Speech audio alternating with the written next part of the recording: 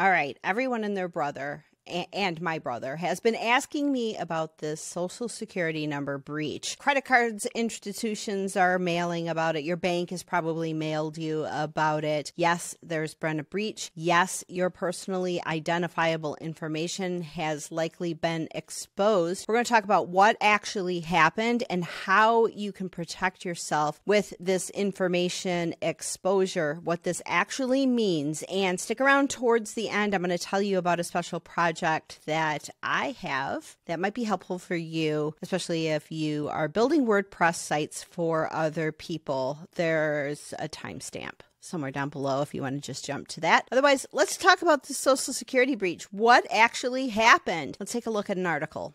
All right, this article comes to us from Bleeping Computer. If you want to read it yourself, it is linked in the description box below. But basically what it is telling us is that there's a background check service called National Public Data, and they confirmed that hackers breached their systems after threat actors leaked a stolen database with millions of Social Security numbers and other sensitive personal information. So this isn't information. You have no relationship, most likely, with National Public Data, but National Public Data has relationships with numerous employers. So you apply for a job, you get through the interview process, and they do a background check on you and make sure that, nothing sketchy is going on before they give you the offer. So National Public Data is one of those companies that employers will go to, or mortgage companies, all of the above, will go to in order to figure out whether or not you are someone they want to have a relationship with. So they store information about you even though you don't have a relationship with them. So they store this information, hackers accessed it, and they are offering it for sale on the dark web. So the company states that the breached data may include names, email addresses, phone numbers, Social Security numbers, and postal addresses. So I'm sure you've applied for a credit card and they ask you which one of these addresses is an address at which you've lived at one time or another. That's the kind of thing. So you have an address, at some address that you lived in the past like 10, 20, 30 years, and you have to select which one of these is the correct one. And all of that information is stored by companies like National Public Data. Now, this breach was linked to a late 2023 hack attempt. So this information has been breached for a while. The only reason we know about it is because of a lawsuit. So in a statement disclosing the security incident, National Public Data says that the information was suspected of being breached, contained name, email address, phone number, Social Security number, and mailing addresses. The company acknowledges the leak of certain data in April 2024 and summer of 2024 and believes the breach is associated with a threat actor that was trying to hack into data late December 23. They say they investigated the incident, cooperated with law enforcement, and reviewed the potentially affected records. If significant developments occur, the company will try to notify impacted individuals. So because they don't have a relationship with you, you never got notified when the breach happened. They are required under law, if they have a relationship with you and your information gets breached, they have to contact you. So if Amazon had a breach and your information as a customer was exposed, they would notify you of that breach and notify you what exactly happened and steps that need to be taken in order to protect yourself. But because they don't have a relationship with you, you never got notified. You're just hearing about it now because it has been exposed as a part of this particular lawsuit. According to Bleeping Computer's testing, they revealed that access to their statement on the security incident has been blocked for IP addresses in numerous locations in the United States, but you can get captures of it on Internet Archive. And it also says, although a large portion of the database stolen was leaked 10 days ago, partial copies have been shared by various threat actors. So this information has been out and about for a while. It was breached quite some months ago in December of 2023, and now it is offered for sale using the alias USDOD for $3.5 million, and 2.9 billion records are allegedly stolen. This is not 2.9 billion people. This is records. So the record that you lived on a certain street in Des Moines, Iowa, a record that you lived at a certain street in Los Angeles, California, all of that is in individual records. So there's a lot of data that exists here. Now, earlier this month, another threat actor known as Finis shared for free the most comprehensive variant of the database with 2.7 billion records, with multiple records referencing to a single person, as I mentioned. So, and they've got a screen capture of that. So they don't know exactly how many individuals are impacted, but multiple people confirm for Bleeping Computer that the records include details about them as well as their family members, including deceased ones. And Troy Hunt, who runs Have I Been Pwned, said that there were 134 million unique email addresses in one version of the NPD leak that he analyzed. Now, not all of the information may be accurate.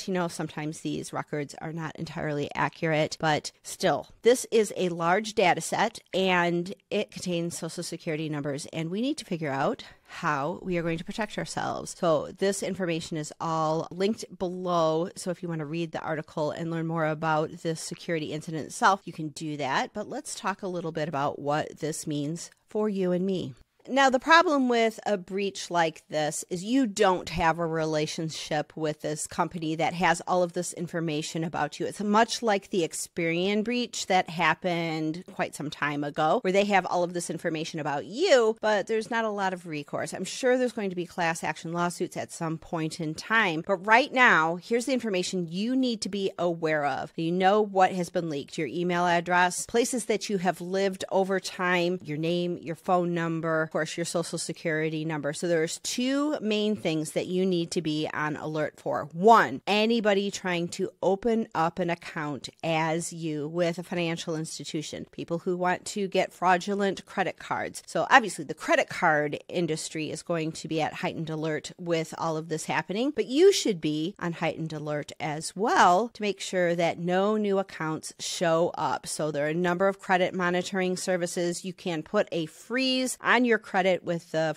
credit card reporting agencies like Experian, so that if anybody does try to open a card, that can't happen because your credit is frozen. But if you're in the middle of getting a loan and things like that, buying a house, everything, you obviously don't want to do all of this, but this is just something you're going to have to watch out for, because if they've got your Social Security number, places that you've lived before, opening up a credit card, that's going to be a little bit easier for them. So you just have to watch for those signs of any kind of fraudulent activity. The second thing that you need to watch out for is highly sophisticated phishing attempts. So you might get a text message. If you've had the same phone number for a very long time, you might get a text message saying that there's been fraudulent activity on one of your cards, and they might even know what one of your cards are, and you click this link to get taken care of, and so that charge doesn't go through. And being a financially responsible person, you might click that link thinking you're going to protect yourself. Then all of a sudden, someone purporting to be from your financial institution calls you just to verify things, and everything starts to sound very, very legitimate. You've got a text message saying there's fraud. You've got a phone call saying there's fraud. And then the person on the phone is like, now let me just verify some personal information about you. Did you once live at 213 Franklin Avenue in this particular town? And you're like, well, yes, I did in college. This must be a valid person because they know all this information about me. But these phishing attempts are now being done by people who have all of this information about you. So they can make themselves sound extraordinarily legitimate, so much so that you will get fooled into giving them all of the information you need. So they'll be like, okay, we just need to verify your password, and there's a code from your phone, from your two-factor authentication, from your Google Authenticator. We're going to need that code as well. And because you have this heightened sense of alert, your ability to detect a scam goes down. Your ability to pick up on the nuance. Something just doesn't feel right, but of course you're a victim of fraud, right? That's how this all started. So you're in fear state as it is. So when something like this is happening and you're getting pressured, we need to take care of this right now before the fraud goes through and you're going to be liable for this, or before your identity is stolen, you're going to be liable for this and it's going to be a nightmare for you. All of this fear is going to be coming at you, and you're just going to need to take a breath, and you're going to say, I'm going to call you right back.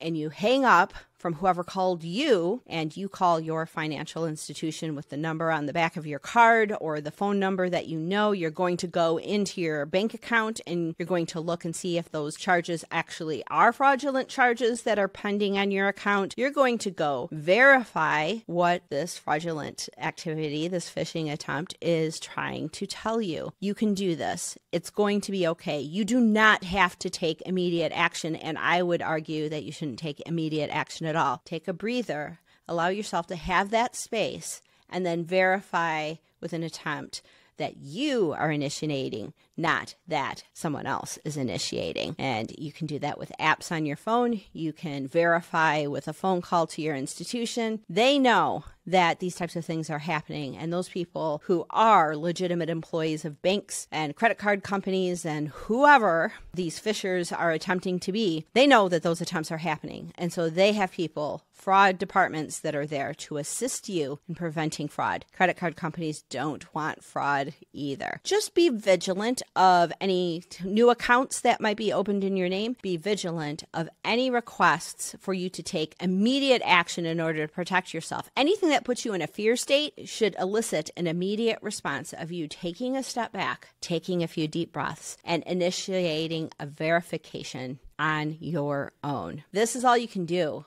Can you stop hackers from getting your information? Honestly, no, you can't. The fact of the matter is you do not have any relationship with this company, and everyone's data has been exposed. It's not just you. It's a crapshoot of who is going to be the victim of fraud when this happens, but you can protect yourself by either freezing your credit, watching your credit, and just being very judicious of what you respond to with emails, text messages, or phone calls, voicemails, anything that's reaching out to you saying you need to take immediate action. If you are concerned about the data that may be in this breach, there's a website you can go to. We'll have a link in the description box below. Just go to npd.pentester.com. You can put in your first name, last name, the state, and I recommend you put in various states if you have lived in various states, and your birth year, and it will come back with data that will tell you what information was actually in this breach. So I did this for myself, and I did it for all of the various states that I've lived in, and I found the data to be rather old, so I am not that concerned about my information out there. Your information might be different, so I do recommend that you go to this site and you can just put that in there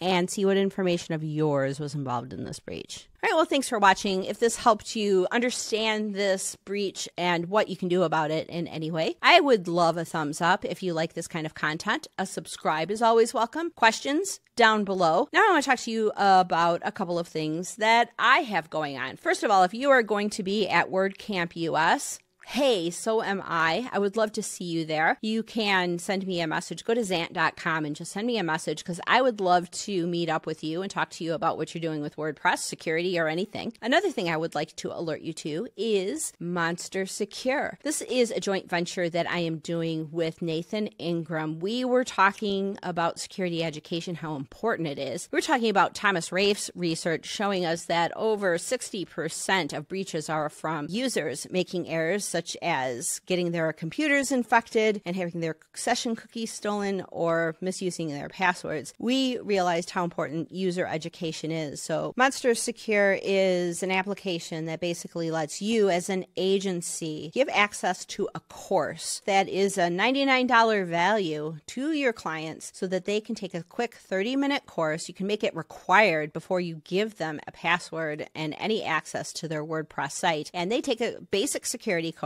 taught by yours truly and allows them to really just understand the basics of security, you know, not sharing passwords, making sure that they have two-factor authentication set up, and a quick tutorial on how to do that. It's a very easy course made for beginning WordPress users. You as the agency give them access and you pay one fee to us and you get as many customers as you want. Then you can go in and see which of your customers have done that. Once you see that they've taken the course, Salesforce. You can give them access, manage all of your customers in that database, and they get access to everything on Go Securely Online. And that basically looks like a separate application, and you can give it to them as a $99 value. You get to be the agency that is using security as a differentiator, because I bet you no other agencies you're competing with have that type of service available as a free gift just for doing business with you. We think it's a good idea, and we're just trying to do our part in order to help your customers become aware of how their security decisions lead to better security for their site. There's nothing like building a site for someone, turning it over to them, and then having them change their password to something that's in a breach and having the whole site hacked. You don't want it. They don't want it, but you have to protect them from themselves sometimes. The link is down below. You can learn more about it, and you can sign up for a free account. You can go through the course for free to see if it's something you want to offer for your customers, and we would love to be of service to you. So that's what I've got for you this episode. I will have more episodes coming up. I am also going to start posting some content unrelated to security. If you hate it, I'm so sorry, but this is my channel, and I am going to do what I want to do. So I will be talking about some concerns I have about health, and tell you my story of where I have been over the last year on a health journey. I don't look like I used to even a year ago. So, and I'm sure as heck a lot stronger. So I'm still mid-journey too. I'm just happier, and I want to share that with you, because when you find something that works for you, all you want to do is help other people find that for themselves, find happiness, find vitality, find better sleep, better nutrition, and just feeling more comfortable and happier. I'm here for it. So that episode is coming soon, and we'll talk to you next time. Thanks for watching.